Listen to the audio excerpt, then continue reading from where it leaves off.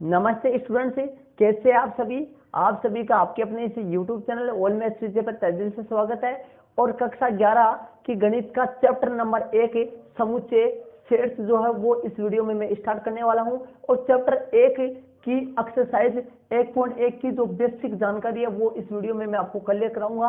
और चैप्टर 1 का ये पार्ट नंबर 1 है और लगातार आप पार्ट वाइज देखिए और पार्ट नंबर के हिसाब से अपन चलेंगे। पार्ट के हिसाब से अपन किसी भी कोई भी एक्सरसाइज हो उस एक्सरसाइज के सबसे पहले अपन बेसिक क्लियर करेंगे और उसके बाद में उस एक्सरसाइज के सभी एग्जांपल और उस एक्सरसाइज के सभी क्वेश्चन। किसी भी एक्सरसाइज का बेसिक कोई भी एग्जांपल और कोई भी क्वेश्चन अपन नहीं छोड़ने वाले, लगातार अपन चलते रहते। अपना लगातार कार्य अपन करेंगे, किसी भी एग्जाम्पल को किसी भी क्वेश्चन को नहीं छोड़ते हुए लगातार अपन कार्य करेंगे। तो स्टूडेंट्स, चैप्टर 1 की मैं बात करूं तो चैप्टर 1 जो आपका वो समुच्चय है। चैप्टर 1 का नाम जो है वो समुच्चय है। और आपने इससे पीछे वाली 10th क्लास में आपने समुच्चय के नाम से आपने कुछ भी नहीं पढ़ा है। समुच्चय टॉपिक जो है वो आपके लिए नया है स्टूडेंट्स, आपके इसके बारे में आपको कोई भी नॉलेज नहीं है। तो मैं आपको इस चैप्टर समुच्चय में बेसिक से चलूंगा, मतलब आपको ऐसे समझ के चलेंगे कि जीरो के हिसाब से चलेंगे, जीरो के लेवल से अपन चलेंगे। ऐसे समझेंगे कि समुच्चय की ओर से आपको कुछ भी नहीं आता है। तो स्टार्ट करते हैं अपन चैप्टर 1 का, ये पार्ट नंबर 1 है। और इसमें आपकी प्रश्नावली 1.1 की जो बेसिक जानकारी है वो अपन इस वीडियो में क्लियर करेंगे। वीडियो के आप अंत तक जरूर बने रहिए। और यदि आप चैनल पर नए हैं स्टूडेंट्स तो चैनल को जरूर सब्सक्राइब कर लीजिए, साथ ही बेल आइकन घंटिया बटन है उसको भी प्रेस कर लेना, ताकि नया वीडियो जब भी चैनल पर अपलोड हो उसकी सूचना आपको मिल सके। तो चलते आपका चैप्टर 1 का पार्ट नंबर 1। सबसे पहले अपन स्टूडेंट से समुच्चय की परिभाषा अपन क्लियर करेंगे। समुच्चय होता क्या है, समुच्चय किन से बना हुआ है, समुच्चय होता है, पूरा क्लियर अपन करेंगे। वीडियो के आप अंत तक जरूर बने रहिए। तो चलते हैं अपन समुच्चय। तो स्टूडेंट सबसे पहले मैं समुच्चय की परिभाषा आपको क्लियर कराता हूं। तो देखिए समुच्चय की परिभाषा होता क्या है। समुच्चय की परिभाषा देखिए, वस्तुओं के स्टूडेंट्स वस्तुओं के सुपरिभाषित समूह है। ध्यान से देखिए, वस्तुओं के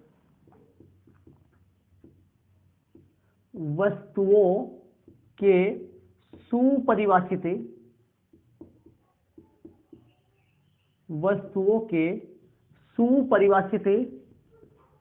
समूह या संग्रह को ही समुच्चय कहते हैं।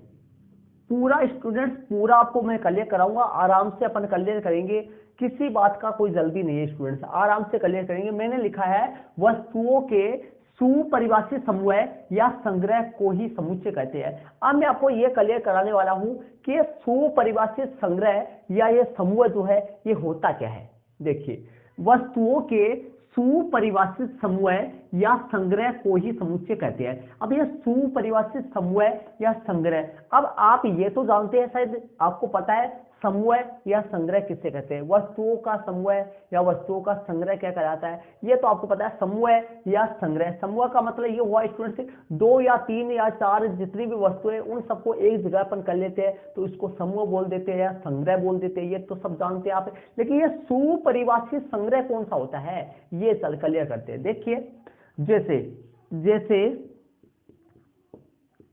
जैसे एग्जाम्पल में लिखते हैं अपन। पहला एग्जाम्पल में लिखता हूं, ये सुपरिभाषित समूह का एग्जाम्पल में लिखूंगा। तो देखिए पहला एग्जाम्पल सुपरिभाषित समूह का लिखूंगा। 10 से कम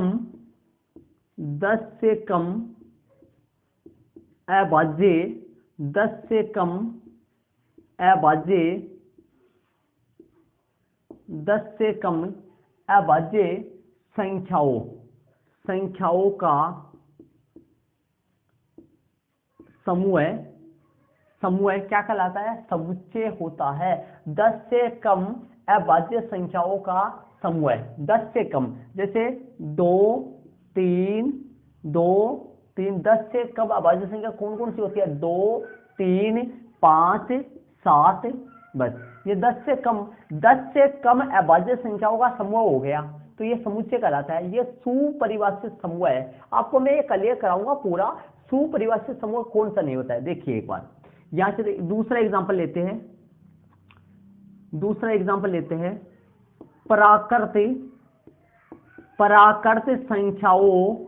पराकृत संख्याओं का समूह है। दूसरा एग्जांपल लिखा है मैंने प्राकृत संख्याओं का समूह है। दूसरा एग्जांपल लिखा है मैंने प्राकृत संख्याओं का समूह है। मतलब प्राकृत संख्याएं कौन कौन सी होगी? 1 2 3 4 5 डेश डेश ऐसे चलता रहेगा। मतलब सभी प्राकृत संख्याओं, ये प्राकृत संख्याओं का समूह हो गया ये। तो ये भी एक सुपरिभाषित समूह है, ये भी समुच्चय कहलाता है, ये भी समुच्चय कहलाता है। और इसके अलावा देखिए अब ऐसे एग्जांपल अपन लेंगे जो सुपरिभाषित समूह नहीं है। देखिए वो एग्जांपल में लिखता हूं इस तरफ। एक से एग्जांपल लिखिए जो सुपरिभाषित समूह नहीं है। तो मैं यहां लिख देता हूं ऐसे समूह जो सुपरिभाषित समूह नहीं है। ऐसे समूह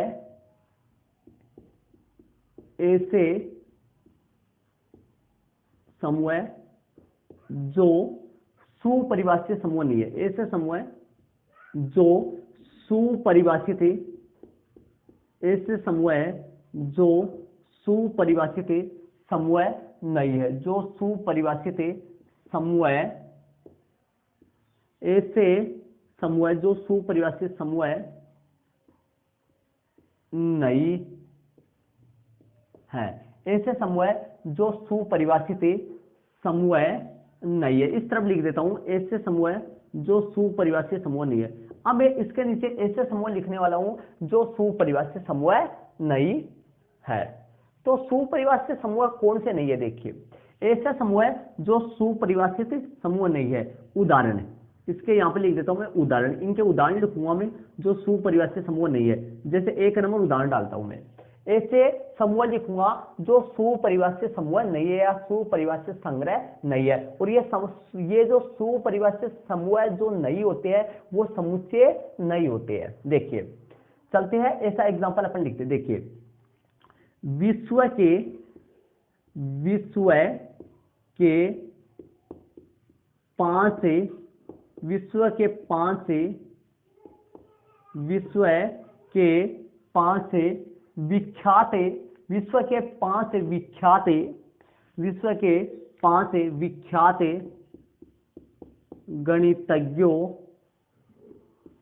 5 विख्यात गणितज्ञों का समूह है। देखिए मैंने क्या लिखा है? विश्व के 5 गणितज्ञों का समूह है। दूसरा एग्जांपल अपन लिखते हैं विश्व के 5 गणितज्ञों का समूह हो गया। और दूसरा एग्जांपल अपन लिखते हैं भारत के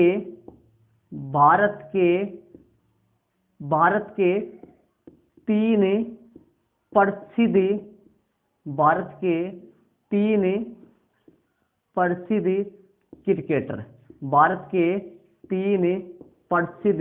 क्रिकेटर।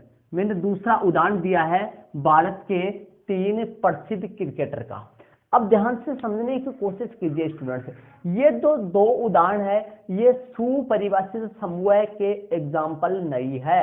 और ये जो 2 उदाहरण है ये सुपरिभाषित समूह के उदाहरण है। कैसे? साफ थोड़ा थोड़ा नजर आ रहा है आपको, ध्यान से समझने की कोशिश कीजिए। वस्तुओं के सुपरिभाषित समूह या संग्रह को ही समुच्चय कहते हैं। वस्तुओं के सुपरिभाषित समूह या संग्रह को ही क्या कहते हैं? समुच्चय कहते हैं। पहला उदाहरण है 10 से कम अभाज्य संख्याओं का समूह। 10 से कम अभाज्य। अब मैं ध्यान दीजिए, ध्यान से देखना स्टूडेंट्स, यदि मैं 2 स्टूडेंट्स या 3 स्टूडेंट्स, मान लो 4 स्टूडेंट्स है, 4 स्टूडेंट्सों को मैं ये पूछूं कि आप 10 से कम अभाज्य संख्याओं का समूह है, मतलब 10 से कम अभाज्य संख्याएं कौन कौन सी आएंगी, उनमें उस समूह में कौन कौन सी संख्या आएंगी, तो सबका आंसर सेम आएगा। सबका आंसर सेम आएगा, सब सेम बताएंगे। मान लो सबका आंसर सेम ही बताने वाले हैं वो। अब उनको नहीं आता वो तो अलग चीज है, लेकिन सबका आंसर सेम ही आएगा। ऐसे प्राकृत संख्याओं का समूह है, तब सब यही बोलेंगे 1 2 3 4 5 6 देश अनंत तक, सब ऐसे बोलने वाले हैं इसमें भी। लेकिन यहाँ पर देखिए इन उदाहरणों में देखिए, यदि मैं एक ही स्टूडेंट्स को ये पूछूं कि विश्व के 5 विख्यात गणितज्ञों का समूह बताइए, विश्व के कितने बताइए, विश्व के 5 विख्यात गणितज्ञों का समूह बताइए, तो एक स्टूडेंट अलग 5 बताएगा, और दूसरे स्टूडेंट्स को पूछो तो वो अलग 5 के नाम बताएगा, और तीसरे से पूछो तो वो अलग 5 के नाम बताएगा। मतलब सबके विचार से, सबका विचार यहाँ पर क्या हो जाता है, अपने अपने विचार के अनुसार वो विश्व के 5 विख्यात गणितज्ञ के नाम बताएंगे, अलग अलग विचार, अपने अपने विचार से अलग अलग नाम बताएंगे। सबका आंसर यहाँ पर सब अपने अपने विचार से 5 गणितज्ञों के नाम अपने अपने विचार से अलग अलग नाम बताएंगे। ऐसे ही भारत के 3 प्रसिद्ध क्रिकेटर हैं, तो सबके अलग अलग विचार के अनुसार कोई 3 अलग क्रिकेटर के नाम बताएगा, और किसी दूसरे को पूछूं तो वो अलग 3 क्रिकेटर का नाम बताएगा, और यदि मैं बताना चाहूं तो मैं अलग 3 क्रिकेटर का नाम बताऊंगा। मतलब सबके विचार से अलग अलग 3 प्रसिद्ध क्रिकेटर है। यहाँ पर मतलब यहाँ पर विचार से या यहाँ पर व्यक्तिगत मत होते हैं, ये व्यक्तिगत मत होते हैं। अब व्यक्ति अपने विचार के अनुसार इसमें बताता है कि 5 विख्यात गणितज्ञ कौन से है और 3 प्रसिद्ध क्रिकेटर कौन से है। तो कहने का मतलब स्टूडेंट ऐसे जो एग्जाम्पल है, ऐसे जो उदाहरण है, ऐसे समूह, तो ध्यान से देखिए यहाँ पर मेन बात आती है समूह। तो समूह या संग्रह 2 प्रकार के होते हैं। एक ऐसा समूह है जो सुपरिभाषित समूह होता है, और एक ऐसा समूह है जो सुपरिभाषित समूह नहीं होता है। तो ध्यान से देखिए स्टूडेंट, सुपरिभाषित समूह जो होते हैं, सुपरिभाषित समूह जो होते हैं उनको अपन समुच्चय बोल देते हैं, और सुपरिभाषित समूह जो नहीं होते हैं उनको वो समुच्चय नहीं होते हैं। तो वस्तुओं के सुपरिभाषित समूह या संग्रह को ही समुच्चय कहते हैं। जैसे मान लो ऐसे बोले कि कोई भी एग्जांपल ले, जैसे मान लो ऐसे बोले किसी क्लास के लिए बोले 3 सुंदर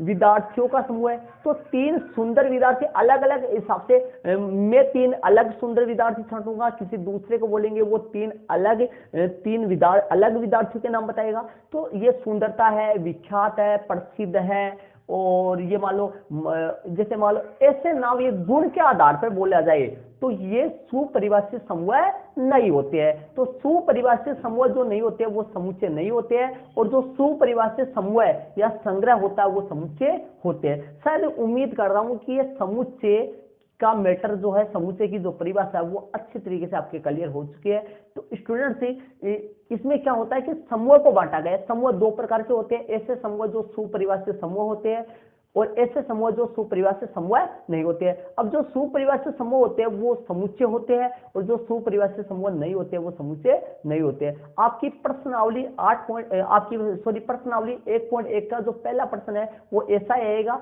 कि समुच्चय है या नहीं है। तो जो सुपरिभाषित समूह होंगे वो तो समुच्चय होंगे, सुपरिभाषित समूह होंगे वो तो समुच्चय होंगे, और जो सुपरिभाषित समूह नहीं होंगे वो समुच्चय नहीं होंगे। शायद क्लियर हो चुका है अच्छी तरीके से। आगे अपन चलते हैं अब समुच्चय का निरूपण में चलते हैं। समुच्चय का निरूपण मतलब समुच्चय को लिखा किससे जाता है। यहां तक कि ये वाले पूरे जो बेसिक है, ये पूरा बेसिक आपकी प्रश्नावली 1.1 का बेसिक लगा के आप ऐड कर लीजिए अपनी नोटबुक में। चलते आगे वाले टॉपिक में अपन चलते हैं। अब अगला टॉपिक आता है स्टूडेंट से आपके प्रश्नावली 1.1 के बेसिक में अगला टॉपिक आता है। अपन ये तो पढ़ लिए कि भाई समुच्चय होता क्या है। समुच्चय होता है भाई वस्तुओं के सुपरिभाषित संग्रह या समूह को ही अपन समुच्चय कहते हैं। अब समुच्चय को अपन लिखेंगे कैसे, समुच्चय को किससे व्यक्त करेंगे, समुच्चय को अपन किस तरीके से दर्शाएंगे, समुच्चय का निरूपण। आगे वाला जो टॉपिक है वो आता है समुच्चय का निरूपण, मतलब समुच्चय को कैसे व्यक्त करेंगे, समुच्चय को किससे व्यक्त अपन करेंगे। तो देखिए समुच्चय को अंग्रेजी वर्णमाला, देखिए स्टूडेंट्स ध्यान दीजिए, कैपिटल ए से लेकर जेड तक के किसी भी अक्षर से अपन समुच्चय को व्यक्त करेंगे। ए से लेकर जेड तक के किसी भी अक्षर से व्यक्त कर सकते हैं। तो मैं अपन लिखेंगे यहां पर, इसमें लिखेंगे अंग्रेजी समुच्चय को, आगे समुच्चय को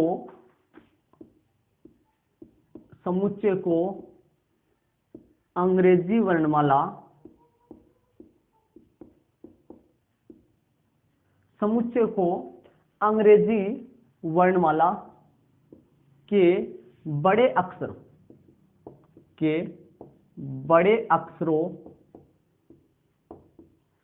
से व्यक्त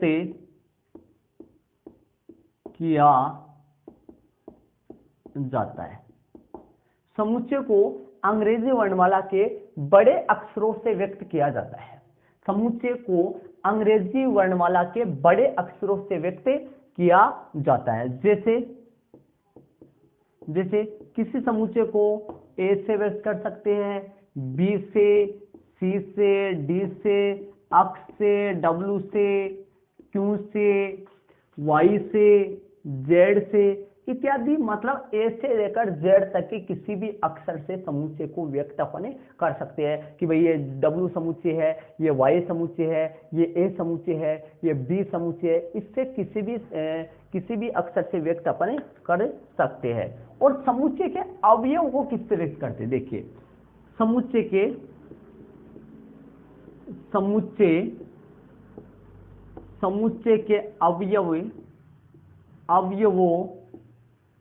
अवयवों को समुच्चय के अवयवों को अंग्रेजी वर्णमाला के समुच्चय के अवयवों को अंग्रेजी वर्णमाला के समुच्चय के अवयवों को अंग्रेजी वर्णमाला के छोटे अक्षरों से समुच्चय के अवयवों को अंग्रेजी वर्णमाला के छोटे अक्षरों से लिखा जाता है या व्यक्त किया जा सकता है या दर्शाया जाता है। अंग्रेजी वर्णमाला के छोटे अक्षरों से लिखा जाता है। जैसे मैं बात करूं, जैसे स्मॉल ए, स्मॉल बी, सी, डी, ई, एफ, जी, एक्स, वाई, जेड। मतलब छोटे अक्षरों से अपने अंग्रेजी वर्णमाला के छोटे अक्षरों से समुच्चय के अवयवों को दर्शाया जाता है। तो अब देखिए, इन सभी अवयव समुच्चय की किसी समुच्चय के सभी अवयवों को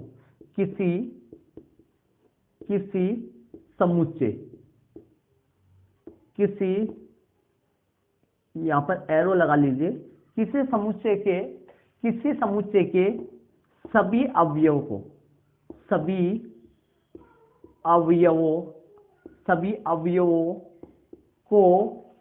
किसी समुच्चय के सभी अवयवों को मंझला कोष्ठक में इस प्रकार के कोष्ठक में लिखा जाता है।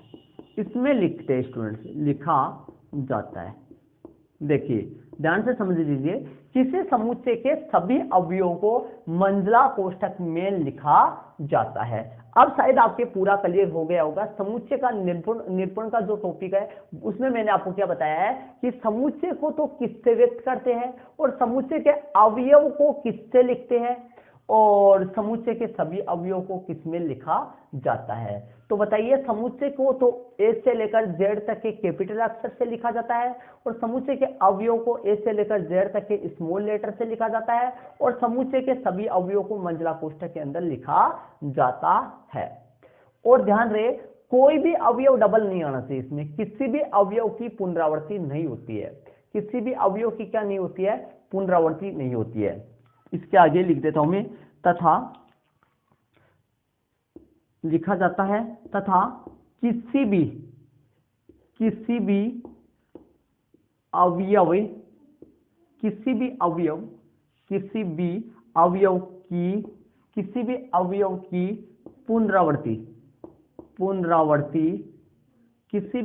की पुनरावृत्ति नहीं होती है। किसी भी अवयव की क्या नहीं होती है? पुनरावृत्ति नहीं होती है। इसमें किसी भी अवयव की पुनरावृत्ति नहीं होती है इसमें। तो ये मैंने समुच्चय का निरूपण टॉपिक करवा दिया। अब यहां तक ये नोट्स अपनी नोटबुक में ऐड कर लीजिए।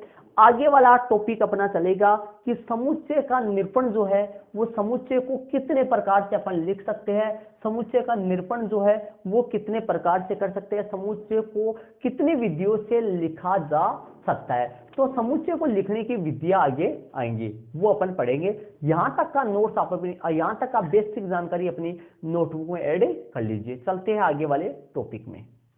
तो स्टूडेंट्स आगे वाला जो टॉपिक है वो आपका समुच्चय को निरूपित करने की विधियां, कि समुच्चय को निरूपित करने की विधियां, मतलब समुच्चय को कितने प्रकार से निरूपित कर सकते हैं।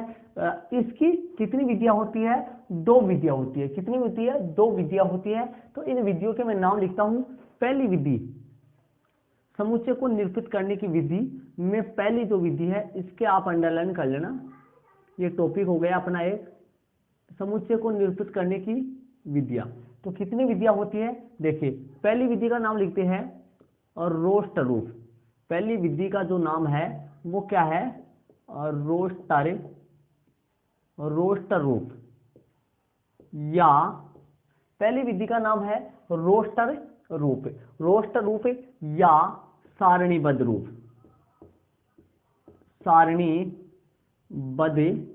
रूप, या इसका दूसरा नाम और है सूचीबद्ध रूप।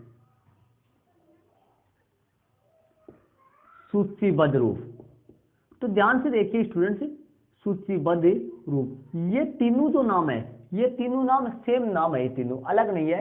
रोस्टर रूप और सारणीबद्ध रूप या सूचीबद्ध रूप, ये तीनों नाम आपकी प्रश्नावली 1.1 जो है उसमें आपको तीनों नामों से पूछा जाएगा। ये तो तीनों नाम सेम है, ध्यान रहे, रोस्टर रूप, सारणीबद्ध रूप और सूचीबद्ध रूप, ये तीनों नाम सेम है स्टूडेंट्स। दूसरी विधि है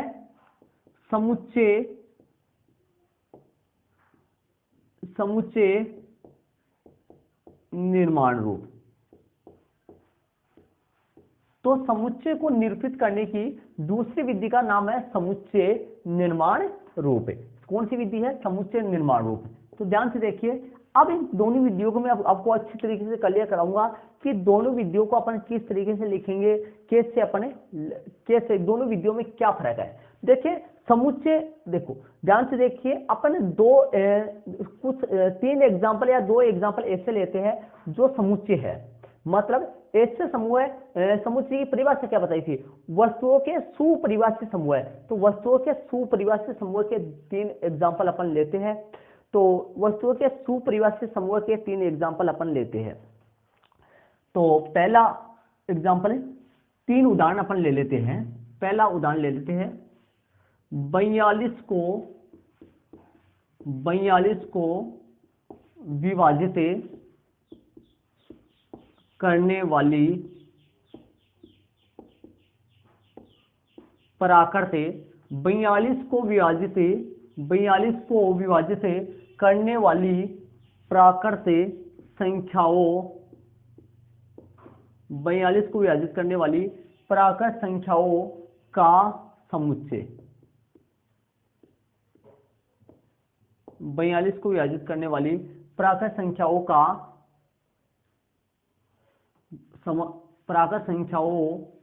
का समुच्चय। पहला एग्जांपल ये है, जहां आपको पूरा मैं क्लियर कराऊंगा यहां से कि भाई रोस्टर रूप क्या होता है, समुच्चय निर्माण रूप क्या होता है। दूसरा एग्जांपल लेते हैं कि अंग्रेजी वर्णमाला के कोई भी एग्जांपल अपन ले लेते हैं, जो समुच्चय, जो सुपरिभाषित समूह होना चाहिए। सुपरिभाषित समूह को क्या बोलते हैं, समुच्चय। तो समुच्चय के मैं एग्जांपल ले रहा हूं, अंग्रेजी वर्णमाला के स्वरों का समुच्चय। अंग्रेजी वर्णमाला के स्वरों का समुच्चय। तो ये मैंने 2 उदाहरण आपके सामने, समुच्चय के 2 उदाहरण लिए हैं, अंग्रेजी वर्णमाला के स्वरों का समुच्चय। अब इन दोनों को देखो, ये तो नॉर्मल है, ये कोई भी रूप नहीं है ये समुच्चय का, ये हिंदी में लिखा हुआ है नॉर्मल। अब इन दोनों को अपन रोस्टर रूप में भी लिखूंगा और इनको समुच्चय निर्माण रूप में भी लिखूंगा। तो देखिए पहला एग्जाम्पल क्या था, पहली विधि क्या थी, रोस्टर रूप, दूसरा क्या था, समुच्चय निर्माण रूप। मैंने दो एग्जाम्पल लिए, रोमन में पहला एग्जाम्पल ले लो, तो ये एग्जाम्पल है दो। तो यहाँ पर एग्जाम्पल को अपन क्या करता हूं मैं, एग्जाम्पल को अपने ऐसे ले लेते हैं। यहाँ पर एग्जाम्पल को समुच्चय के दो उदाहरण, ये क्या लिखेंगे यहाँ पर लिख दो मैं, समुच्चय के क्या है ये, दो उदाहरण, समुच्चय के दो उदाहरण, समुच्चय के दो उदाहरण मैंने लिखे हैं यहाँ पर, समुच्चय के दो उदाहरण। तो समुच्चय के दो उदाहरण में ये रोमन में पहला है और ये रोमन में दूसरा है। इसलिए लगा रहा हूं क्योंकि स्टूडेंट्स ध्यान दीजिए, ये रोमन में पहला हो गया, ये रोमन में दूसरा होगा, क्योंकि मेन नंबर यहाँ पर मैंने लगा दिया है। चलते आगे देखिए, अब अपने पहला जो कौन सा रूप है, पहला जो कौन सा रूप है, रोस्ट रूप। तो इन्हीं को मैं रोस्ट रूप में लिखता हूँ। पहले किन में लिखता हूँ, इन्हीं को मैं रोस्ट रूप में लिखता हूँ। अब रोस्ट रूप में इनको कैसे लिखेंगे, इन्हीं को रोस्ट रूप में लिखेंगे और इस तरफ इन्हीं को मैं किस में लिखूंगा, समुच्चय निर्माण रूप में लिखूंगा। किन में लिखूंगा, समुच्चय निर्माण रूप में लिखूंगा। तो देखिए इन दोनों समुच्चय के जो उदाहरण है, इन दोनों को अपने एक बार तो लिखेंगे रोस्ट रूप में और एक बार लिखेंगे समुच्चय निर्माण रूप में लिखेंगे। दोनों को अपन लगाएंगे समुच्चय निर्माण रूप में या फिर रोस्ट रूप में लिखेंगे, तो आपके समझ में आ जाएगा क्लियर। तो लिखते हैं अपने रोस्ट रूप में, पहले लिखते हैं। देखिए रोस्ट रूप में पहले को लिखते हैं, रोमन में पहला है, इसको लिखते हैं। रोस्ट रूप में लिख देते हैं इनको। अब देखिए 42 को विभाजित करने वाली सभी प्राकृत संख्याओं का समुच्चय। तो 42 को विभाजित करने वाली सभी प्राकृत संख्याएं कौन कौन, जैसे मान लो इसको मैं समुच्चय ए मान लेता हूँ, इसको समुच्चय ए मान लेता हूँ, क्योंकि अभी मैंने आपको बताया था समुच्चय को अपन कैपिटल ए से लेकर जेड तक के किसी भी अक्षर से मान सकते हैं। तो ए बराबर कैसे लिखेंगे, मंजला कोष्ठक में लिखेंगे, बताया था मैंने आपको, मंजला कोष्ठक में लिखेंगे। और ए बराबर क्या हो जाएगा, 42 को विभाजित करने वाली प्राकृत संख्याओं का समुच्चय। तो 42 को विभाजित करने वाली प्राकृत संख्याएं कौन कौन सी है, देख लीजिए। 1 2, 42 को विभाजित 1 कर रहा है, 42 में 1 का पूरा भाग जा रहा है, और 42 में 2 का जा रहा है पूरा भाग, और 3 का जा रहा है, और 4 का नहीं जा रहा है, 4 का नहीं जाएगा, 5 का नहीं जाएगा, 6 का चला जाएगा, 7 का चला जाएगा, और 7 के बाद में 8 का, 9 का नहीं जाएगा, तो 7 के बाद में सीधा 7 के बाद में 14 का चला जाएगा, 14 के बाद में 21 का जाएगा, 21 के बाद में सीधा 42 का चला जाएगा। तो ये हो गया 42 को विभाजित करने वाली प्राकृत संख्याओं का समुच्चय बन गया है। और इस प्राकृत संख्याओं का समुच्चय का कौन सा रूप बन गया, रोस्ट रूप में मैंने इसको लिख दिया। किसमें लिख दिया, रोस्ट रूप में मैंने इसको लिख दिया। 1 2 3 6 7 14 21 और 42 से। तो आप देखें ये रोस्ट रूप में मैंने लिख दिया। इसको भी लिख देते हैं, सेकंड वाले को भी रोस्ट रूप में लिखते हैं। इसको मैं बी मान लेता हूं। तो बी बराबर क्या हो जाएगा, बी बराबर अंग्रेजी वर्णमाला के स्वरों का समुच्चय। तो बताइए अंग्रेजी वर्णमाला के स्वर कौन कौन से, ए ई आई ओ यू। ये अंग्रेजी वर्णमाला के स्वरों का क्या हो गया, समुच्चय हो गया। अब इसमें लिखते हैं, इधर समुच्चय निर्माण रूप में लिखते हैं। ए बराबर क्या आएगा, ए बराबर लिख देते हैं समुच्चय निर्माण रूप में। तो समुच्चय निर्माण रूप में लिख देते हैं रोमन में पहला, और जिसको मैंने समुच्चय ए माना है, समुच्चय निर्माण रूप में देखो कैसे लिखते हैं। एक्स जहां एक्स, देखिए कैसे लिखेंगे, एक्स जहां एक्स वह, एक्स जहां एक्स देखो वह प्राकृत संख्या, ध्यान से देखिए, वह प्राकृत संख्या वह प्राकृत संख्या, एक्स जहां एक्स वह प्राकृत संख्या है जो 42 को विभाजित करती है। जो किसको विभाजित करती है, 42 को विभाजित करती है। ये मैंने आपके सामने इसको किस में लिख दिया, समुच्चय निर्माण रूप में लिख दिया। अब देख लीजिए समुच्चय निर्माण रूप में लिखा जाएगा एक्स जहां एक्स, अक्ष इसका मतलब है जहां अक्ष, अक्ष क्या है, ये अक्ष के बारे में कहा, एक्स मानेंगे अपन। अब देखिए यहाँ पर एक्स कौन है, यहाँ पर एक्स कौन है, देखो एक्स का मान क्या क्या है, 1 है 2 है, 3 है, 6, 7 है, 14, 21, 42। तो ये तो है रोस्टर रूप और ये है समुच्चय निर्माण रूप। समुच्चय निर्माण रूप में थोड़ा हिंदी चलेगा और हिंदी तो इसमें भी चल रहा है। ये सामान्य रूप है, ये न तो कोई रोस्टर रूप है और न ही ये समुच्चय निर्माण रूप है। और ये रोस्टर रूप है, ये समुच्चय निर्माण रूप है। इसको अपन सेकंड वाले को लिखते हैं, सेकंड वाले को लिखते हैं बी मान के समुच्चय।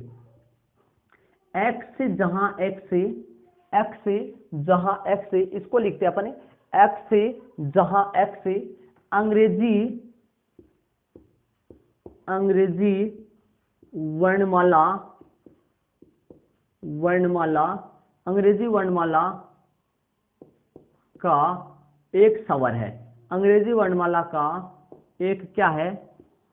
स्वर। अंग्रेजी वर्णमाला का एक स्वर है। ये हो गया इसका समुच्चय निर्माण रूप। अंग्रेजी वर्णमाला का एक क्या है? स्वर है। अब एक ही बोला जाएगा यहाँ, बल्कि एक नहीं है। ये अक्ष क्या है यहाँ? अक्ष का मतलब होता है, अक्ष का मतलब देखो क्या क्या है। अक्ष का मतलब ए बी है, अक्ष का मतलब ई बी है, अक्ष का मतलब आई बी है। ऐसे अक्ष का मतलब ये 500 है, 500 है ना, ए आई ई ओ, ये 500 जो है ये अक्ष का मतलब है। तो बताइए अक्ष ये कौन सा रूप हो गया?